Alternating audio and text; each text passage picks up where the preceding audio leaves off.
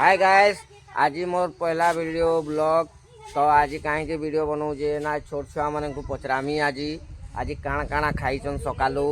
तो आज कान तू नहीं घरे आ पखाल खाइले न किनी कि गरम भात खाईचन पचरामा आमर ननी के मोर झी अच्छे मान्यता प्रधान आम ननी आराध्या कुआ।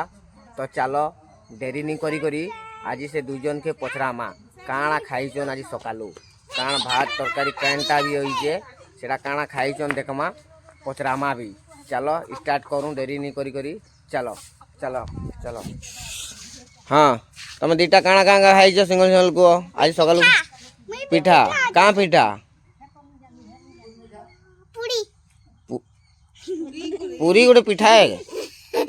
हाँ हौ एबे आउ टिके पचरामा मान्यता तु काण खाइलु न सकालू चॉकलेट पिठा खाइली टॉप बिस्कुट खाइली हां हला एतकी गेलु आ सत्तू नहीं खाई छोटू भी खाइली आ ननी तो हगलु गनी हां मुई माछ खाइली राती आ भात खाइली आ गाइस एबे तो जानि पारलो पिला माने काना खाइले आ आपण माने केंदा खाइछो काना खाइछो घरे कमेंट सेक्शन में कमेंट करके मते टिके जणाओ।